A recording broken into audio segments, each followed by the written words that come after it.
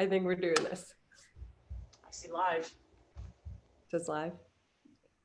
Hello. Okay, I'm just gonna wait till it loads because it usually gives me a little thing. There we go.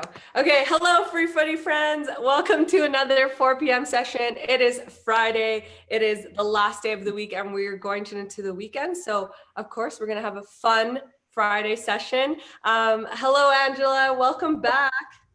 Thank you for having me again. Always good to see you. Always. It's such a good time to work out with you and hang out with you. So thank you again. For those that don't know who Angela is, do you want to give a little bit of an intro? I'm just a track and field athlete. Who's that? I'm a track and field athlete. I've been on the national team for several years. Been to the Olympics 3 times in the 100-meter hurdles. And I'm homegrown Edmonton girl, went to Ross Shepherd High School. So if anybody out there is a Shep kid, a T-bird, then what's up? If not, don't worry. I still love all the high schools out in Edmonton. So yeah, that's who I am. That's awesome. Super, super cool. You were supposed to go to the Olympics this summer, right? Well, I was hoping to qualify. So I was working my way to, get to some meets and hopefully at least give it a try and see what happens. But the qualifiers are pretty close to the actual Olympic event, hey?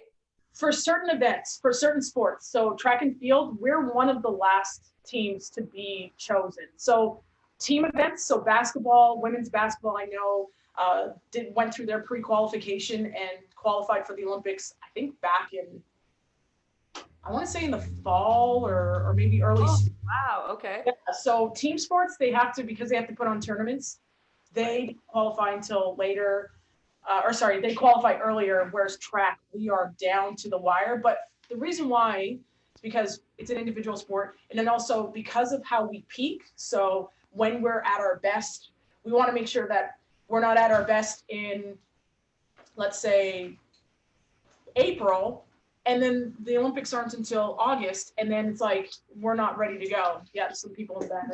It's all good. So that's why we qualify so late, because we want to make sure that we're at our best. So right. we can hold on to that peak fitness, that our form and everything for a month versus 3, 4, 5 months. So right. That makes a lot more sense. Awesome. Yeah. So what are we going to be working on with you today? Well, anybody who's been out there doing this with us, we're going to kind of go through the same kind of stuff. We're going to start with just a warm up, some jumps, all that kind of stuff. Okay. So if anything, I know it might be repetitive, but the biggest thing is being able to see improvement. So hopefully people feel like they're better with their jumps. They're getting better with their stability. And so if anybody's like, well, why don't we switch it up? The thing is, sometimes keeping it simple, staying with similar exercises, things that we're familiar with, is really good because you can see improvement. So I wasn't able to jump as high last time. Now I feel great. I feel strong when I land, all that kind of stuff. So hopefully that makes sense. Yeah. I will be honest, my balance and coordination has been so much better. And you know where I've seen the improvement is with my soccer skills. So on Thursdays, we do a soccer routine with one of the FC Edmonton players. And I've gotten so much better because of there was a lot of drills that require balance, right? Yeah. And stability on one foot. So I've noticed a big difference for sure. So fantastic. So we will get through some of our jumps that we do. Sorry, I got friends in the background. I love it. Yeah, so what we'll do is hopefully get to, because I know that we've got another section today, which is a little bit different than normal for us. Yeah. So we'll kind of not rush through anything, but we'll kind of get quick touches on everything so we can get to some good plyometrics at the end. Sounds good. All right. So, per usual, sorry, it's kind of a little bit dark in here, but we're going to start with our 50-step jog. Oh, yeah, and I'm taking my socks off. I'm doing that. But remember, people, for safety, we might want to take your socks off depending on what your surface is. So here we go, 50-step. I'm going to count it out. 1, 2, 3, 4, 5, 6, 7, 8, 9, 10, 11, 12, 13, 14, 15, 16, 17, 18, 19, 20, 1, 2, 3, 4, 5, 6, 7, 8, 9, 30. 1, 2, 3, 4, 5, 6, 7, 8, 9, 40. 1, 2, 3, 4, 5, 6, 7, 8, 9, 50. So we're gonna we're gonna go 20 jumping jacks today. So here we go, 20 jumping jacks. 1, 2, 3, 4, 5, 6, 7, 8, 9, 10, 11, 12, 13, 14, 15, 16, 17, 18, 19, 20. Right into our 50-step jog. 1, 2, 3, 4, 5, 6, 7, 8, 9, 10, 11, 12, 13, 14, 15, 16, 17, 18, 19, 20. 1, 2, 3, 4, 5, 6, 7, 8, 9, 30. 1, 2, 3, 4, 5, 6, 7, 8, 9, 40. 1, 2, 3, 4, 5, 6, 7, 8, 9, 50. So now we're going to move into our 10 body weight squats. You can either have your arms out in front. You can't really see me. I'm kind of blending into the background. Either arms in front, arms on your head, on your hips, wherever you feel most comfortable. We'll go for 10. Here we go. 1, 2, 3, 4, 5, 6, 7, 8, 9, 10. We're going to move into our good mornings. So our hip hinge. So we're going to go for 15 of these so we can get a nice good stretch in the hamstrings, get the trunk moving. Here we go. 15. 1, 2, 3, 4, 5, 6, 7, 8, 9, 10, 11, 12, 13, 14, 15, right into our 50-step jog. 1, 2, 3, 4, 5, 6, 7, 8, 9, 10, 11, 12, 13, 14, 15, 16, 17, 18, 19, 20, 1, 2, 3, 4, 5, 6, 7, 8, 9, 30, 1, 2, 3, 4, 5, 6, 7, 8, 9, 40, 1, 2, 3, 4, 5, 6, 7, 8, 9, 50? That should be 50. Yeah. Here we go. We're gonna, my friends are like, wow, you're good at counting. So what we're gonna do is our 3-point stretch. So remember, can you see me okay, by the way? Okay. I'm just blending into the background. So remember, we're gonna take 3 steps and then we're gonna stretch opposite arms, opposite toe. And then 1, 2, 3, switch sides. So let's try to go 10 for each side. 1, 2, 3, down, stretch. 1, 2, 3, stretch. That's 1. 1, 2, 3, stretch. Stretch. 1, 2, 3, stretch. 1, 2, 3, stretch. That's 3. 1, 2, 3, stretch. 1, 2, 3, 4, 2, 3, 1, 2, 3, 5, 1, 2, 3, 1, 2, 3, 6, 1, 2, 3, 1, 2, 3, 7, 1, 2, 3, 1, 2, 3, 8, 1, 2, 3. That's 9, 10. We're going to do the same thing, but now it's with double toe touch. So just a regular toe touch, regular toe bend or bend over toe touch, okay? So same thing, 1, 2, 3, touch, 1, 2, 3, we're just going for 10, touch, 1, 2, 3, 3, 4, 5, 6, 7, 8, 9, 10. Let's move right into hip circles. So remember, just hands on hips. We're just going to get 10 rotations each direction. So that's 1, 2, 3, 4, 5, 6, 7, 8, 9, 10. Switch directions. 1, 2, 3, 4, 5, 6, 7, 8, 9, and 10. Now let's get into, don't want to spend too much time. Let's get into our drills. So hopefully a lot of you remember you can see me better that way. I think your friends need to participate. You know? If they're hanging around,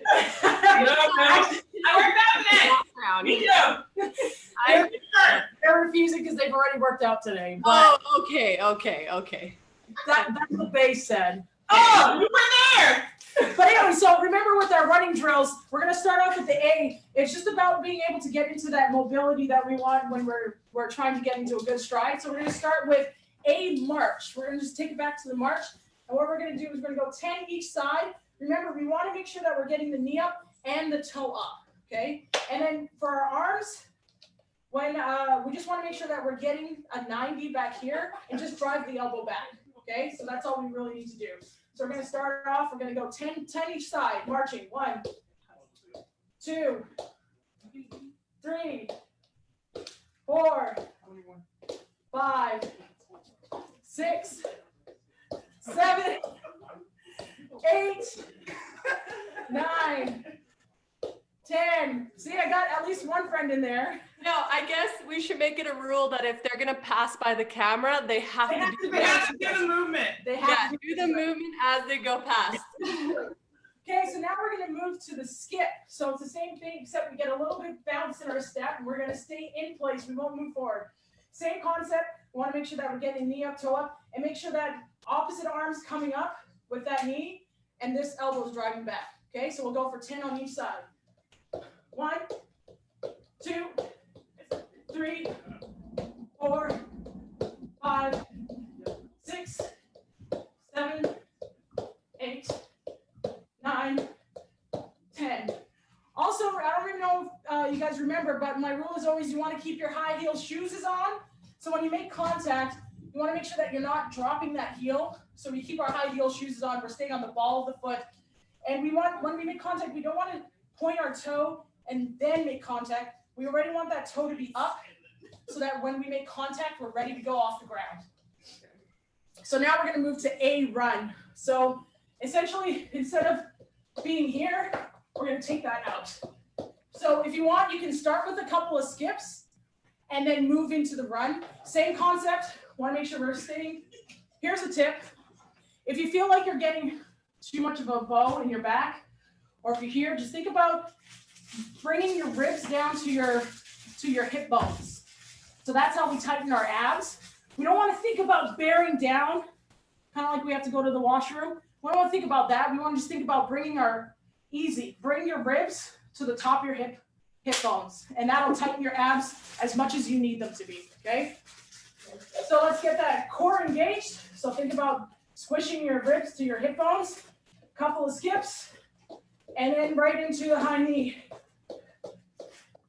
So let's go for 10 right now. 1, 2, 3, 4, 5, 6, 7, 8, 9, 10. Awesome. Now let's move to the B series. So with our B, we remember we get this part, so that's the A. Then we get a little bit of an extension out front, and then try to bring that foot right underneath us. So we bypass the heel. We don't want to smash our heel into the ground. We just think about bringing that toe, keep that toe up, and bring it so the foot hits right underneath your hip, okay? So we're gonna do just a walk, if you will, or a march, exactly, just like that. So we still wanna use our arms, so let's go for 10 each side. So here, a little extension, bring it down, 1, 2, uh-oh, we got somebody coming through. There we go. 3, Nikki, 4, 4, 5, 5, 6, 6, 7. 7. Remember to use arms. 8, 8, 9, 9. One more. 10. 10. Very good. Same thing. We're going to do this now with the B skip. So it's the same thing, but we're going to get the bounce to the step. And remember, we want to make sure that we're not leaning too far back, but we're also not kind of poking our bums out, right? We want to make sure that we're staying nice and strong. How do we do that? Engage our core so that you want to make sure that you're not backing away from where you want to go. You want to have just an ever so slight, we call it hollowing out. I don't know if some of you are gymnasts, you know what that means. But you just want to make sure that there's a little, oh, you guys want to come through? You want to make sure that there's a little bit of an attack to the body position. Not so much here where we're hinging, but just ever so slight so we're not leaning back, okay? So what we're going to do is now do a B skip. Start with a couple of A's. So get into that A, right? And now extend out in front. Here we go. 1, 2, 3, 4, 5, 6, 7, nice, 8, 9, 10. There we go. Good job. Now let's get to some jumps. Bye, everybody. They're leaving now. So what we're going to do is we're going to obviously remember from last time, we want to start with our double leg single effort jumps before we move on to any single leg or multiple efforts. So what we're going to do is we're just going to go vertical jump with a strong landing. Okay, so we're going to go 5 of those. So remember, you want to use your arms to help you get into the air. We don't want any anchoring. That keeps you to the ground. We want to get as much air as we can, so let your arms help you. So just 5 jumps and then a solid landing. So it's going to look like this. Nice. That's 2. 3, make sure you're using the whole leg. Quads, glutes, and then extend when you're almost at the end of getting off the ground, use your calves. Okay. Right? So we're here and we want to make sure that we use everything we can to get as tall as possible or as high as possible. 3, 4, 5. Very nice. So let's now move to single effort on a single leg. So this is where that balance starts to come in. So we're going to do the same thing, except what we're going to do is we're going to jump off 2, land on 1. We're going to get 3 on each side. So jump off 2, and then try to stick the landing on 1. Only go as high as you feel comfortable so you can land on 1. Once you get better, you can go higher on the jump. But if you want to just start, that's totally fine because it's about the balance. Nice. That's 1, 2, 3. You know what? Let's go for 5 on each side. Okay. 4. Oh, I didn't stick that landing. Woo! 5. That was a good one.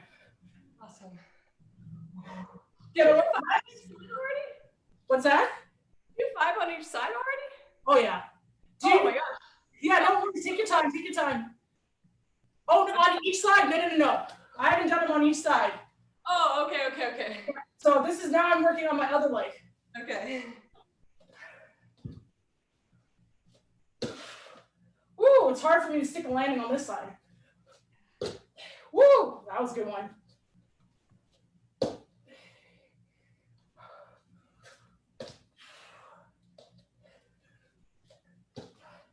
Nice. Awesome. Those are good. That felt good on my left leg. Yeah, the more that you do it, because even just going through that repetition, my first 2 on my weaker leg, if you will, didn't feel that great. But then I can make adjustments and the body will figure out how to land. But that just comes with some focus as you're doing it. So let's now move to some ankle hops. So now we're going to be working, we worked kind of the big muscles, Now we're going to be focusing kind of on our, what I call our spring, right? So we want to make sure that we have a good, strong spring that comes from the lower leg. So what we're going to do is just called ankle hops. We're going to go 10 and rest, and then 10 again. So with this, we don't want a lot of bend in the knee. We don't want that. Ever so slight bend in the knee, because you need to get a little bit, but most of the jump is going to come from working the ankle. So what you're going to do is when you make contact on the ground, jump off the ground and then pull your toes up. So this is what it's going to look like. And you want to make sure quick contact time off the ground. So we don't want to spend much time on the ground. So here we go. Just 10 of these and then take a break. Ready and go. 1, 2, 3, 4, 5, 6, 7, 8, 9, 10. Nice. Awesome. A little break. And you can do, like, a lot of times I do 20. You can do these over small cones if you want to get a little bit of a forward component to it. So what that would look like is that you're traveling forward. Right? So that's what that would look like. Yep. So let's go 10 more in spot. Here we go. So remember, you want to feel like a spring, quick off the ground, like a little bunny rabbit. Here we go. 10. 1, 2, 3, 4, 5, 6, 7, 8, 9, 10. Take a little break. And then what we're going to do is do that on a single leg. Okay. How is it out there? Oh, well, it's a little rainy today. Yeah. It's been rainy for the last 2 days, but we need it. It Yeah. actually snowed a tad this morning. What's that? It snowed a tad. Are you serious? Yeah, but it was like, you know, where it's like, it's flurry, but then it hits the ground and melts away. Yeah. That's okay. It's still May. What happens? Okay, so choose whichever leg you'd like, and we're going to go 5 on each leg, and we're going to do that 2 times. Okay, same kind of components behind it. We want to make sure that we're getting off the ground as quick as possible. Be a little bit more cautious on this one because we're only using one leg. There's not as much stability. So just go as high as you can and as quick as you can. If you can't get off the ground quickly now, remember, it's all about building. Okay, so here we go. We'll choose one leg. We'll get 5 on the jumps. Here we go. 1, 2, 3, 4, 5. Then other side, switch. 1, 2, 3, 4, 5. Back to the other leg. 1, 2, 3, 4, 5. And then switch. 1, 2, 3, 4, 5. Awesome. So when you're doing this, you can actually do like a jump rope routine. So if you have a jump rope and you want to make it a little bit more interesting, let's say you do your double leg jumps or ankle hops, if you will, and that would just be your regular jump rope, and then switch to single leg. So however many that you do, I would recommend maybe starting off with 50 rotations on the regular jump rope, and then maybe 10, 15, or 20 for the single leg on the single leg jump rope. And that just kind of makes it interesting. I've been doing that, and I think it's been helping just kind of make me feel that I'm strong in my lower leg, get some coordination in there, switch it up a bit. So if you have a jump rope, if not, you don't need one. You can just do these jumps. Yeah, so, totally. That jump rope totally would help with coordination because you have to get the timing right. Yeah. Right? Where like right now I felt it on my weak foot. It's like just kind of going all over the place. Yeah, so if you have access to a jump rope, that'll help because it allows you to understand how well you're getting off the ground. Yeah, totally. When I started, I was terrible at it. But the more I stick with it, it's like, oh, okay, my body's starting to understand the coordination, understand the timing. Every once in a while, I accidentally whip myself on my leg. That's okay. Always. Yeah. Always. That's awesome. Thank you so much. That was it for the workout, hey? So then we can move on to our mental health topic. Yeah, and so that was just a little quick hit. I'm not too sure how often if you guys are going to keep doing this, but again, if anybody has any suggestions that they want to add into a Friday workout with us, then by all means, please send that in, and then we can add some. Let's get some different drills. If you know that there's some drills that you like or whatever, let's go ahead. Yeah. No, that was good. I'm sweating. but fully, and I've already done one workout today, so this is working too. So it feels good. Yeah. That's awesome. That's awesome. Okay, so Angela, every week we bring up a mental health topic. So this week we're talking about how kids can ask for things that they want or need in a helpful way.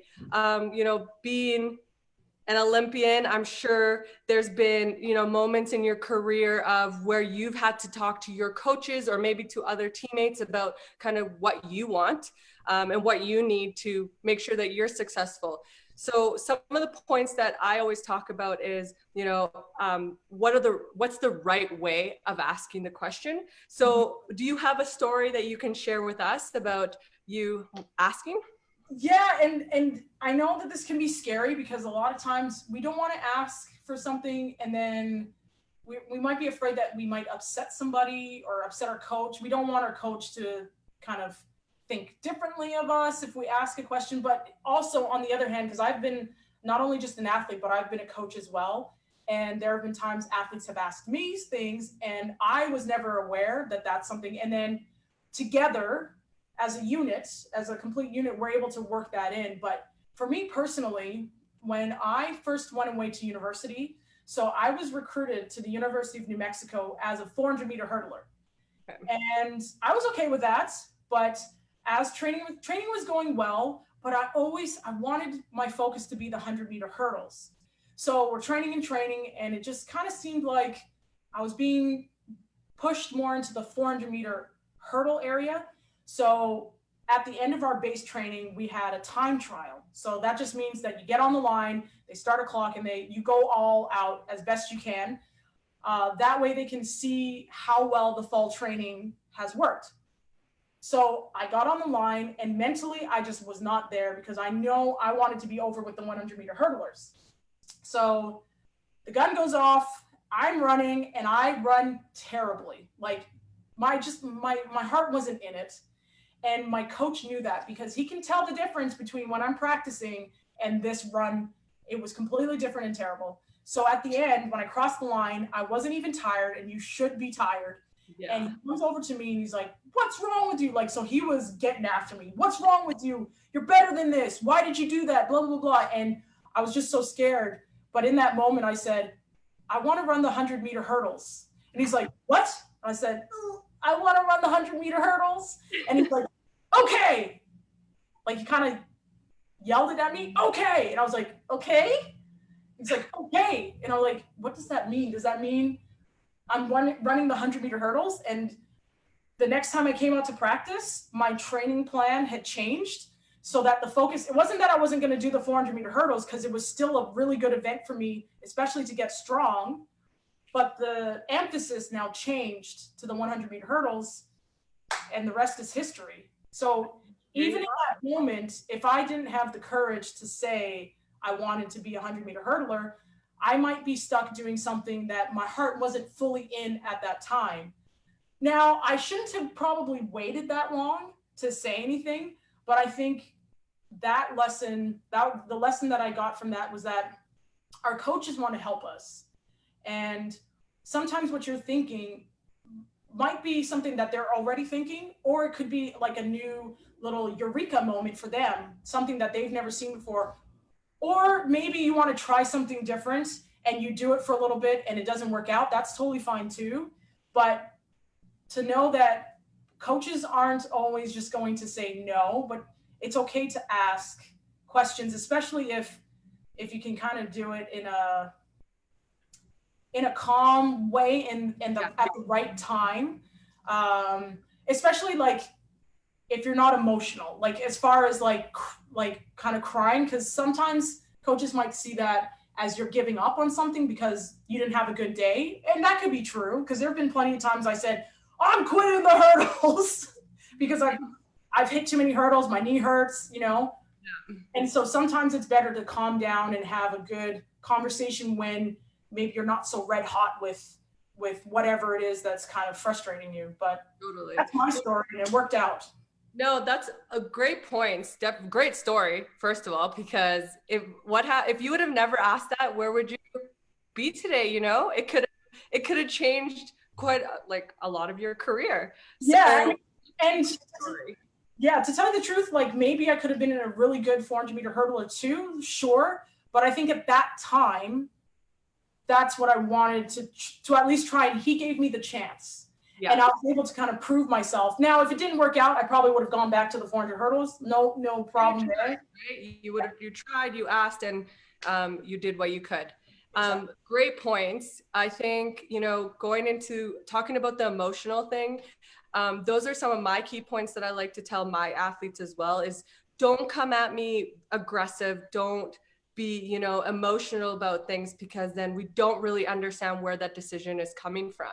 And then the flip side of that is you need to come with confidence, right? It's not just coming in and be like, hey, can I try the 100-meter hurdles? And it's like, what are you saying? Right? Like, we need to come with confidence. And I think that's what you show when you're like, I want to do this. This is what I want to do. So great points for sure.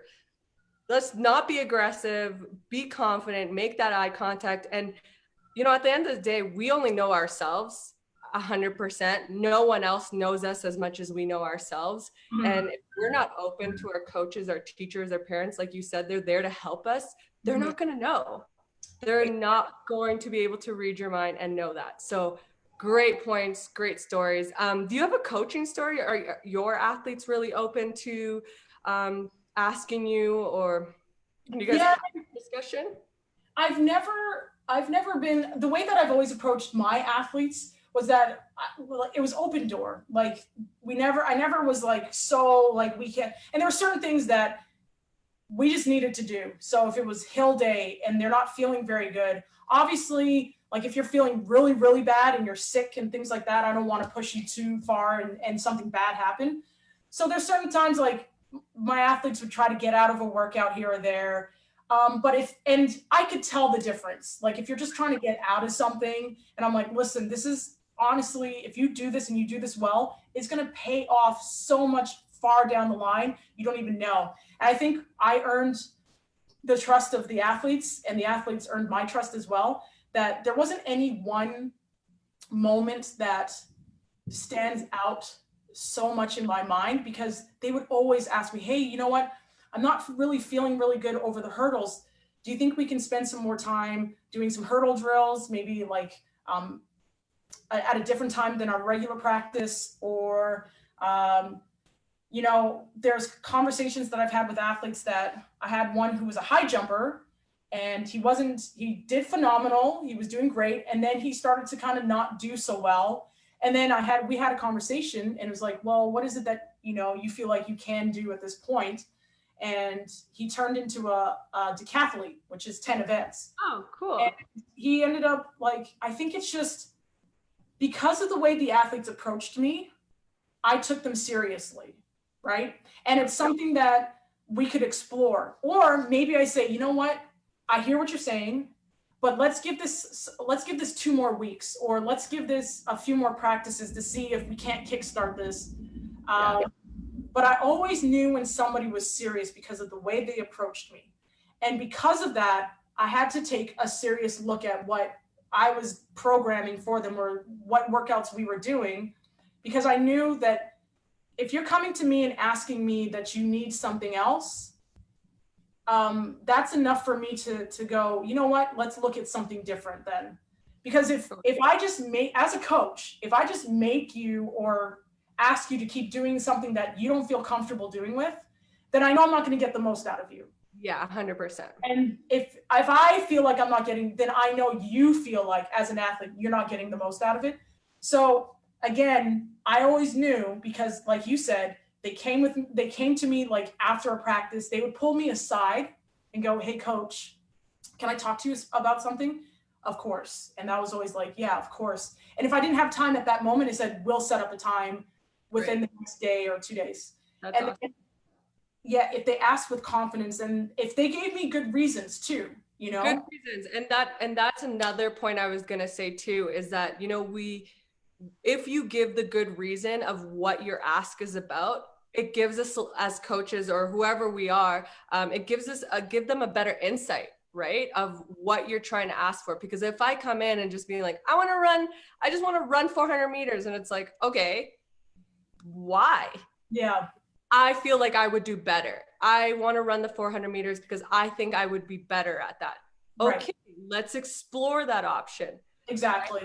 But yeah, giving that reasoning behind it helps us get more, as coaches, helps us give more insights on, you know, figuring out a better program or kind of learning more about the athlete himself, right? Exactly. Because if he wants to do 400 meters instead of 100 meters or whatever, then, oh, maybe he likes more long distance or maybe he likes that short sprint. But we learn about them a lot more when we get that reason. Right. And, you know, athlete input is huge because, like you said, you only know yourself. And as coaches, we see something. We do. There's a lot of times, like we might, I have a friend who he did the 400 meters. He was a 400 meter national team member.